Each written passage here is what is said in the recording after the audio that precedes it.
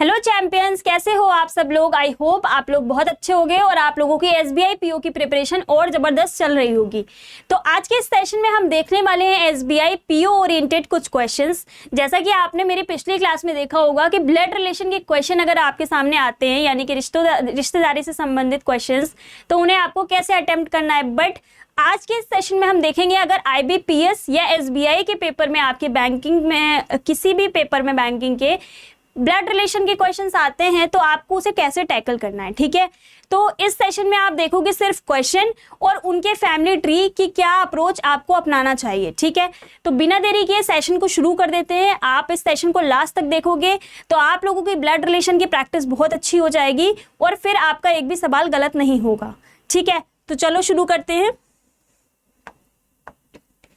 First question आपके सामने है ये। ठीक है, ये एक छोटा सा बेसिक इजी क्वेश्चन है बैंकिंग लेवल का, जो आपकी आईबीपीएस क्लर्क या एसबीआई क्लर्क में आ सकता है। ठीक है, ऐसे अप्रोच का क्वेश्चन कैसे करना है आपको, आप देखो पहले इस क्वेश्चन को ध्यान से।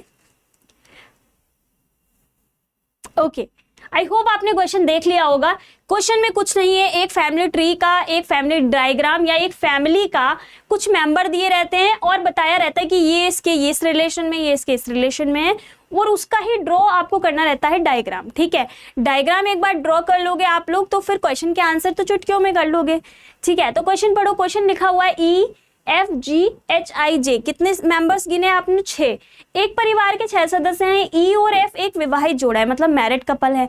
अब मैंने आपको पिछले सेशन में भी सिखाया था, मैं रीकैप कर देती हूँ कि मैरिड कपल को हम लोग किससे दिखाते हैं? डबल लाइन से। ठीक है, ई और एफ अगर मैरिड कपल हैं तो ई और एफ को आप ऐसे रख सकते हो, लेकिन एक बात बताना जरा कि यहाँ आपको क्या ये पता चल रहा है कि कौन हस्बैंड है या कौन वाइफ है? नहीं पता चल रहा है, इसलिए क्वेश्चन में बिना कंफ्यूज हुए हम आगे पढ़ेंगे। ओके, यहाँ लिखा हुआ है कि आई एच की बहन है। आई और एच यहाँ नहीं दिख रहे हैं, लेकिन ये हमें एक इंफॉर्मेशन तो मिल गई है ना, आई एच की बहन है, तो आप इसको भी रखते जाओ। मैंने आपको पिछले सेशन में सिखाया था कि आई यानी कि फीमेल है अगर, तो फीमेल को हम किस में रखेंगे? सर्कल में रखेंगे, और अगर इसकी जगह कोई मेल मेंबर आ जाता तो उसको स्क्वायर बॉक्स में रख लेंगे। ठीक है, यहाँ हमें ये पता चल रहा है जरूर कि आई एच की बहन है, बट एच का जेंडर तो यहाँ पता नहीं चल रहा है, तो इसको यहीं पर रोक देंगे। देन एफ जे की बहू है, जो आई के भाई की दादी या नानी है। अब इसे इंग्लिश में पढ़ो जरा कि F is daughter in law of J. ठीक है, और जे के बाद लगा हुआ है हु, यानी कि जो, जिसके बाद जो लगा होता है हम उसी के लिए उसको यूज करते हैं। जैसे कि पहले आपने ये पढ़ा, F is daughter in law of J. ठीक है, एफ अगर डॉटर इन लॉ है जे की, ये एक फीमेल है बिकॉज ये डॉटर इन लॉ है, ये क्या है? बहू है जे की। अगर ये जे की बहू है तो जे कहाँ आएगा? यहाँ आएगा, है ना। और ये जो जे है ना, देखो यहाँ क्या लिखा है? J who is the grandmother of I's brother. J जो है ना वो ग्रैंड मदर है। ठीक है, ग्रैंड मदर मतलब फीमेल है, और आई के भाई की फीमेल दादी या नानी है। ठीक है, यानी कि ये चीज। अब आपको ग्रैंड मदर लिखा है तो आप सेंस लगाओगे कि वो पिता की भी माँ हो सकती है या फिर माता की भी माता हो सकती है। ठीक है, तो यहाँ लिखा हुआ है कि जो आई के भाई की दादी या नानी, तो आई यहाँ कहीं होगा ना, और आई के भाई यानी कि यहाँ पर कोई आई का भाई होगा। ठीक है, अब इसकी दादी या नानी कौन होगी? ये होगी, है ना। इतना आपने क्वेश्चन कंप्लीट कर लिया। अब लास्ट लाइन पढ़ लो। एच जी का एक लौता पुत्र है। ठीक है, आगे रोक दो, पहले इतना पढ़ो। एच जी का एक लौता पुत्र है। ठीक है, ओनली सन है। एच अगर जी का सन है तो ये कुछ ऐसे होना चाहिए था ना। ठीक है, ऐसे होना चाहिए, मतलब जी का एक लौता सन और एक लौती डॉटर हो गई, है ना। अब लास्ट लाइन देखो क्या दी हुई है, जो ई का भाई है। जो यहाँ किसके लिए होगा? हिंदी वालों को थोड़ा ध्यान से देखना है कि यहाँ पर जो होगा ना, ये लास्ट वाले मेंबर के लिए होगा। लास्ट मेंबर यानी कि सेकेंड मेंबर। ठीक है, यानी कि जी जो होगा वो ई का भाई होगा। ठीक है, अगर जी ई का भाई होगा तो हम इसको कैसे बना सकते हैं भाई? देखो कैसे बना सकते हैं। ई यहाँ पर है और जी को हमें भाई के रूप में बनाना है, तो हमने यहाँ पर भाई के रूप में इसको ऐड कर दिया। अब जी के नीचे आ रहे थे एच और आई, तो एच यहाँ पर आ जाएंगे और आई यहाँ पर आ गया। अब देखो मैंने ये वाला चीज और ये पूरा चीज जो है ना वो एक में ही कर दिया। अब ये है हमारा छोटा सा डायग्राम। देखो इसको बनाने में आपको लगना चाहिए मुश्किल से 30 से 40 सेकेंड, लेकिन ये बना है यहाँ पर कम से कम 3 से 4 मिनट में। क्यों? क्योंकि एक एक स्टेप जब आप समझोगे ना इसके, तो ये क्वेश्चन थोड़ा सा डिफिकल्ट लग रहा होगा कि जो आ रहा है, हु आ रहा है, तो ये सब आप ध्यान नहीं दोगे, ठीक है। तो ये छोटा सा डायग्राम बन रहा है, मीन्स इस पर डिपेंडेंट केवल 2 क्वेश्चन आ सकते हैं बस। जैसे कि अब इस पे डिपेंडेंट क्वेश्चन देखो क्या पूछा गया है, एफ का एच से क्या संबंध है, what is the relation of F with H. F H का क्या लगा ये पूछ रहा है बेसिकली, तो एफ एच का क्या लगा ये आपको बताना है। आप देख के पहचानो कि क्या लगा। देखो इसके ऊपर के ऊपर आ रहा है, यानी कि इसके जो फादर हैं ये उसके भाई जो हैं और भाई की वाइफ, यानी कि ये इसकी क्या लग गई, आंट लग गई, है ना। अब देखो ऑप्शंस क्या क्या दिए हुए हैं यहाँ पर। ऑप्शंस में इंग्लिश वाले अगर देखेंगे तो सिंपली आंट उनको मिल जाएगा यहाँ पर, और जब आप हिंदी में आते हो तो चाची, बुआ, मामी। हालांकि ये चाची वाला सही है, लेकिन जब इंग्लिश वाले देखोगे आप तो सारा आंसर आंट के रूप में रुक जाएगा, ठीक है। तो बहुत ही सिंपल सा क्वेश्चन था। अब हम इससे लेवल थोड़ा अप करेंगे और थोड़ा सा डिफिकल्ट क्वेश्चन की ओर जंप करेंगे, ठीक है। चलो ये रहा आपका नेक्स्ट क्वेश्चन। आप लोग एक बार इस क्वेश्चन को अच्छे से देख लो।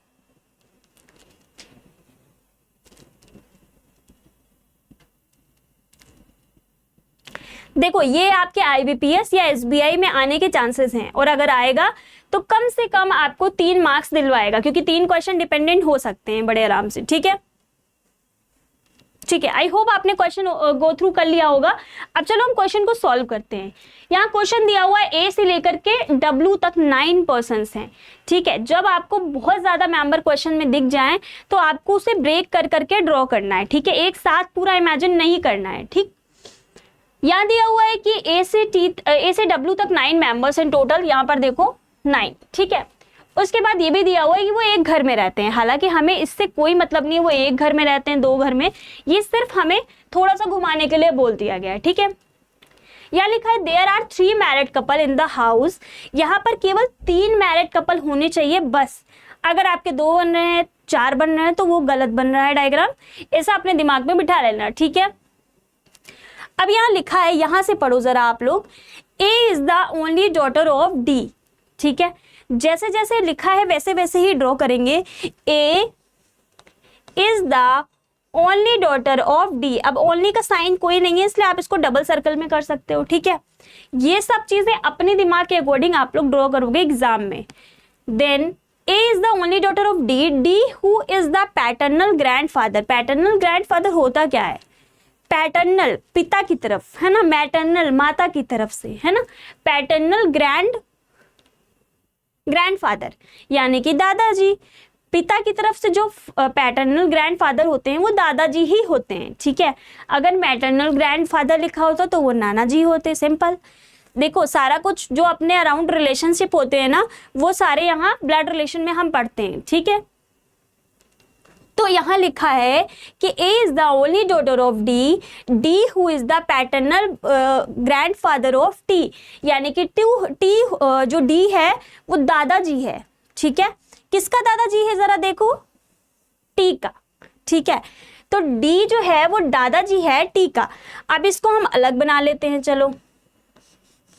D दादाजी है, यहाँ पर इसका कोई सन आ रहा होगा, है ना, तो मैंने सन का ब्लॉक छोड़ दिया और उसके नीचे मैंने T को रख दिया। ये हमारी सेकेंड लाइन का डायग्राम है, याद रखना। अब आगे पढ़ो, R is the son of Q। R जो है वो Q का क्या है, सन है। R Q का सन है तो इसको भी मैं यहां रख लेती हूं, ठीक है। जितना जितना मिलता जाएगा इंफॉर्मेशन उतना उतना तुरंत उसको ड्रॉ करते जाओगे। Then T is the daughter of S। T जो है वो S की डॉटर है। अब देखो यहाँ पर ध्यान रखना आप लोग एक चीज, जब आपको ऐसा मिलेगा कि T is the daughter of S तो आप S को यहाँ नहीं रखोगे, ठीक है। अभी आपको ये नहीं पता कि इसकी माँ जो है T की वो S है या ये खुद S है ना। समझे मेरा पॉइंट क्या कहना चाह रही हूं मैं। तो T को आप अलग बना सकते हो, ठीक है, इस तरह से। ओके, आई होप आपको समझ में आया होगा ये चीज जो मैंने अभी अभी बताई। ठीक है, अब यहां से देखो B is not married to D, B जो है वो मैरिड टू डी नहीं है। बी अगर मैरिड टू डी नहीं है यानी कि आप इसको ऐसे समझ लो कि बी जो है ना वो यहां पर नहीं आएगा। ठीक है, बी डी से मैरिड नहीं ऑल टोटल। एंड आगे लिखा हुआ है कि C is the maternal grandfather of T, maternal मतलब मैंने बताया था नाना जी। ठीक है, तो C is Nana ji of T, C T के नाना है। अब आप इसको कैसे बना सकते हो सोचो जरा। C T के नाना है, देखो T, एक मिनट, C T के नाना है तो इसके ऊपर इसके फादर आ रहे होंगे, और फादर के जो एक होंगे ना, मदर भी तो होंगी ना, मैरिड कपल हैं तो नाना जी कैसे बनेंगे, C को नाना बनाना है तो C को यहां रख दो। ठीक है, अब आपने देखा कि टी के नाना अगर सी है तो देखो टी की मदर, और मदर के ऊपर कौन आ रहा है, इसके फादर, यानी कि टी के नाना सी बन गए। ठीक है, आगे देखो, अब आगे लिखा हुआ है R is the father of T, है ना। आर जो है यहाँ पर क्या लिखा है, आर टी का पिता है, देखो लिखा हुआ है। ठीक है, आर अगर टी का पिता तो आर को यहां रख दिया। ठीक है, टी डब्ल्यू की सिस्टर है, टी डब्ल्यू की सिस्टर है। अब हम इसे कैसे बनाएंगे जरा देखना आप लोग। टी डब्ल्यू की सिस्टर है, लास्ट लाइन पर ही अटैक कर दिया मैंने। टी डब्ल्यू की सिस्टर है तो डब्ल्यू मैंने यहां बना दिया, डब्ल्यू का जेंडर मुझे नहीं पता अभी। ठीक है, अब अपने ये जो छोटे छोटे से टुकड़े पड़े हुए ना फैमिली डायग्राम के, उसको इस फाइनल डायग्राम में अरेंज कर देना है बस। ठीक है, अब टी मुझे दिख रहा है, टी के दादाजी का नाम डी है। ठीक है, तो यहां पर डी को रख दूं। ठीक है, और आपको बोला गया है कि आर जो है वो सन है क्यू का, आर अगर क्यू का सन है तो यहां पर क्यू को मैरिड कर दूं। ठीक है, क्यू का जेंडर मुझे नहीं पता था, लेकिन मुझे ये पता है कि डी जो है वो मेल है, वो पुरुष है, तो वो जिससे विवाहित होगा वो कौन होगी, महिला होगी। ठीक है, तो ये छोटा सा सेंस आप लगाते चलोगे अपने फैमिली ट्री जब भी ड्रॉ करोगे। ठीक है, कि अगर कोई मेल पुरुष बैठा है और उससे किसी को मैरिड करा रहे हैं तो वो डेफिनेटली 100% फीमेल होगी। ठीक है, अपने मन से दुनिया भर की सोच यहाँ नहीं लगानी है। ठीक है, फिर ये भी आपने ये चीज देखो बना ली, ये चीज बना ली। अब आपका बच क्या रहा है उसको देखो, एस के नीचे आ रहा है टी, एस के नीचे टी आ रहा है और टी हमारा यहां पर है, तो एस कहाँ आएगा, यहां। ठीक है, एस का ही तो चाइल्ड है ना टी, देखो। ठीक है, अब आपका क्या बच रहा है, ये भी हो गया। अब आपका बच रहा है ये वाला पोर्शन। ठीक है, अब इसको कैसे बनाओगे, डी की एक लौती डॉटर कौन है, ए है, डी की एक लौती डॉटर ए है, यानी कि ए आ जाएगा यहां पर। ठीक है, एक लौती यानी कि इसके अलावा कोई भी डॉटर नहीं होगी, सन हो सकता है डॉटर नहीं होगी। ठीक है, एंड ये भी कहा गया है कि B is not married to D, तो बी किससे मैरिड हो जाएगा, बी आ जाएगा यहाँ पर, और इसका जेंडर आप लोग मुझे बताओगे। ठीक है, इसका जेंडर आप लोग मुझे बताओगे। ठीक है, तो हमारा ऑल टोटल ये देख रहे हो छोटा छोटा सा जो बना था, ये हमने सारा कुछ मर्ज करके एक फैमिली ट्री बना दिया है जो इतना बड़ा सा है। ठीक है, अब आप अपने मेंबर्स जरूर गिन लोगे कितने हो रहे हैं, 1 2 3 4 5 6 7 8 और 9। ठीक है,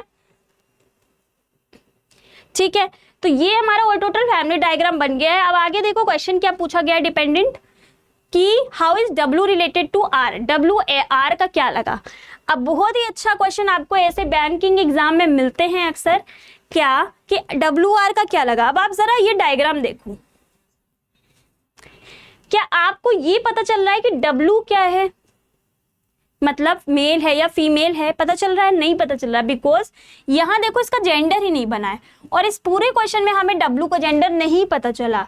डब्ल्यू आर का क्या लग रहा है, पुत्र लगेगा या पुत्री लगेगी। ठीक है, सन और डॉटर, बट यहाँ पर हम डिफाइन नहीं कर सकते क्लियरली कि क्या। अब देखो यहाँ डॉटर भी है और यहाँ पर सन भी है। ठीक है, सन भी है एंड डॉटर भी है, और जब आपको ऐसा ऑप्शन मिल जाए जो दोनों चीजों को इंक्लूड कर रहा हो, तो यहाँ पर आपका ऑप्शन क्या हो जाएगा, यहाँ पर कैन नॉट बी डिटरमाइंड, कि हम निर्धारित ही नहीं कर सकते कि उसका जेंडर क्या है, तो हम डॉटर या सन नहीं लगाएंगे बल्कि कैन नॉट बी डिटरमाइन लगाएंगे, क्योंकि इस टाइप के क्वेश्चन आपके बैंकिंग एग्जाम में अक्सर आते हैं और जल्दीबाजी में आप लोग जेंडर डिफाइन कर देते हो। ठीक है, क्लियर है।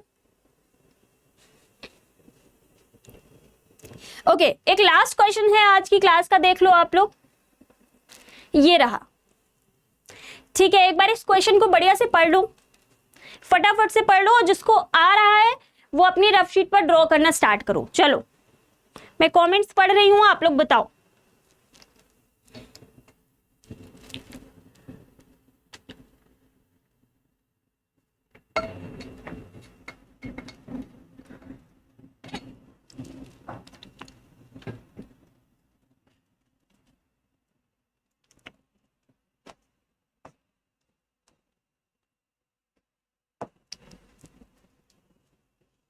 आई होप आपने क्वेश्चन पढ़ लिया होगा। ठीक है, ये लास्ट क्वेश्चन है आज का। आपको आपके बैंकिंग के एग्जाम में इसी टाइप के ब्लड रिलेशन के क्वेश्चंस मिलते हैं, बहुत लेंदी नहीं मिलेंगे कि आपको पजल मिक्स करके दिया जाए। जब पजल मिक्स करके या सेटिंग अरेंजमेंट मिक्स करके दिया जाएगा तो हमेशा याद रखना वो 5 क्वेश्चन दिए जाएंगे। ठीक है, ओके चलो यहाँ देखो, 8 लोगों की एक फैमिली में 3 पीढ़ियां हैं। पीढ़ियां मतलब 3 जनरेशन बनेंगी। आपको पिछले सेशन में मैंने अच्छे से बेसिक से बताया था सारी चीजें। ठीक है, 2 मैरिड कपल है यहाँ पर। RZ का भाई है जो X का पोता या पोती है। इंग्लिश में अगर आप लोग देखोगे तो थोड़ा सा डिफरेंट मिलता है। अगर आप इंग्लिश में क्वेश्चन अटेम्प्ट करते हो घर पे तो आप एग्जामिनेशन में भी इंग्लिश में ही अटेम्प्ट करोगे, नहीं तो हिंदी में आप गलती कर दोगे। ठीक है, आपको बोला गया है R is the brother of Z। RZ का क्या है, भाई है। RZ का ब्रदर है and Z who is the grand child of X। Z X का ग्रैंड चाइल्ड है, मतलब X के नीचे यहां आ रहा है। ठीक है, ग्रैंड चाइल्ड है। Then X is married to P। X जो है वो P से मैरिड है। ठीक है, L is the father of Z। L जो है, जो Z का क्या है, फादर है। अब इसको मैं अलग लिख लेती हूँ क्योंकि मुझे नहीं पता L Z का फादर तो है, मान लो ऐसे तो बन रहा है। ठीक है, लेकिन ये L यहाँ पर आएगा X के चाइल्ड के तौर पर कि इससे L मतलब मैरिड के तौर पर आएगा, माँ के तौर पर, है ना, ये नहीं पता चल रहा है आपको। यहाँ पर ही आप गलती करते हो और L को उठा के यहाँ रख देते हो, वो गलती नहीं करना। ठीक है, तो L यहाँ पर Z के फादर के तौर पर आ रहा है। Then P is the father in law of U। P U का फादर इन लॉ है। ठीक है, तो फादर इन लॉ मतलब ऐसा, और अगर ये मैरिड होगा तो किससे मैरिड होगा, फीमेल से। तो P अगर फादर इन लॉ है, देखो लिखा हुआ है U का, P जो है वो फादर इन लॉ है U का, तो यानी कि यहाँ पर कोई आएगा और वो मैरिड किससे होगा, U से। मे बी ये L ही U से मैरिड हो सकता है, आगे पढ़ लो फिर समझ आ जाएगा। ठीक है, L is the brother of Y। L जो है वो Y का ब्रदर है। ठीक है भाई, P is the father in law of U, L is the brother of Y and K। Y and K दोनों का ब्रदर है। ठीक है भाई, एंड लास्ट लाइन दे रखी है K is aunt of Z। K जो है वो बुआ या मासी है Z की। ठीक है, K अगर बुआ या मासी है Z की तो फीमेल होगी, है ना। अब चलो इसको कंप्लीट करते हैं थोड़ा सा, है ना। चलो अब अगर मैं यहाँ L को रख दूं, लेट सपोज L रखा, L की 2 सिस्टर्स हैं और L मैरिड भी होगा U से, है ना। चलो, और L की 2 सिस्टर्स या एक ब्रदर भी हो सकता है। Y का जेंडर तो हमें पता नहीं है ना, तो यहाँ मैंने Y को रखा, यहाँ मैंने K को रखा, बट K बुआ या मासी या आंट है तो K का जेंडर तो पता चल गया, बट Y का स्टिल हमें पता नहीं है। ठीक, अब इतना काम हमने कर लिया है। अब आप यहाँ देखो कि कौन सा है हमारा जो एक रह रहा है, वो देख लो क्या रह रहा है। यहाँ पर 2 मैरिड कपल बोले गए, 1 married couple and 2 married couple. ठीक है, 1 2 3 4 5 6 7 8 मेंबर तो पूरे हो गए हमारे। रह क्या रहा है फिर, क्या हमारा फैमिली डायग्राम कंप्लीट है। चलो क्वेश्चन देखते हैं क्या पूछा गया है। क्वेश्चन पूछा गया है Y Z से किस प्रकार संबंधित है, how is Y related to Z। मतलब Y Z का क्या लगा, तो देखो Y Z का क्या लगा, Y अंकल लगा या आंट लगा, हमें ये नहीं पता चल रहा है ना कि यहाँ पर कौन होगा। Y का जेंडर क्लियर नहीं है। अब देखो ऑप्शंस क्या क्या दिए गए हैं यहाँ पर, ऑप्शन देखो दिए गए हैं आंट, अंकल। फिर वही कंडीशन आपके सामने आ चुकी है, वही सिचुएशन जो पिछली बार क्वेश्चन में आई थी कि अगर हमें मेल फीमेल दोनों के ओहदे दिए गए हैं तो हम वहां पे क्या ऑप्शन चूज करेंगे, can not be determined. I hope आपको यहाँ पर ये वाली चीज समझ में आई कि हमें इस ऑप्शन को कब चूज करना है ना। अगर आपने फैमिली ट्री बना लिया है, पूरा सही बनाया है, लेकिन आपने क्वेश्चन के आंसर करते समय कोई भी गलती कर दी है तो आप नेगेटिव में जाओगे ही जाओगे। ठीक है,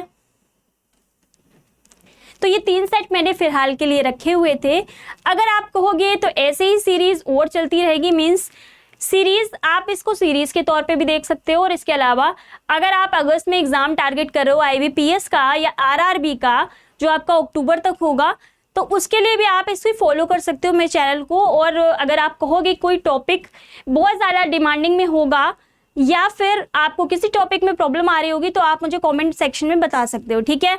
इसी के साथ एक होमवर्क दे रही हूँ आप सभी को, ये ठीक है, आप इसका स्क्रीनशॉट ले लो चाहो तो,